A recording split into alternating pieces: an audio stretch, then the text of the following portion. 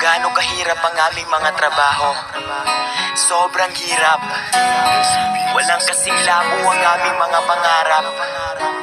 Mga ulap sa langit, kailan pa kaya namin ito makakamit? Lalo pat ang presyo ng produktong magsasaka, sobrang mura.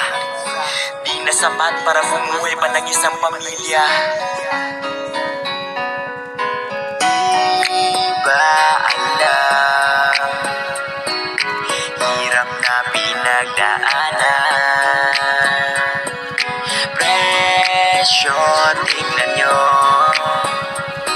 magsasaka ay paano kung palaging ganito? Nyo sanang igagalit bawat salitang aking isasabihin. Tinaan ito sa awit para sa inyo lumapit, kasi di nyo lang alam, labis na kaming nahihirapan. Isa ang aking pamilya na nagpapakain dito sa ating bayan, para lang matustusan ang kahirapan. Araw-araw mag-araro, kalabaw kung magtrabaho, bilag pa sa initan, dugo at pawisan. Sinalubong ang bagyo at ulan, yan ang aming naranasan, pero tiniis lahat. May sumikap kasi nga, may pangarap din kami na umangat. Mga braso labas ng mga ugat, sa trabaho nangayayat ko, yan ang ama ko, para lang makapagtapos kami sa kolehiyo. Binibenta ang produkto kahit mura lang ang presyo, para lang matustusan ng aming kailangan. Pero di ba alam, hirap na pinagdaanan.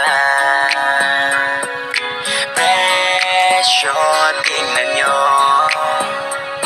magsasaka ay paano kung palaging ganito? Isa lang ibig sabihin, ginawa itong awitin, baka naman naging bigyan nyo namang pansin. Buhay namin dinanas, mas maalat sa asin, kahit try mong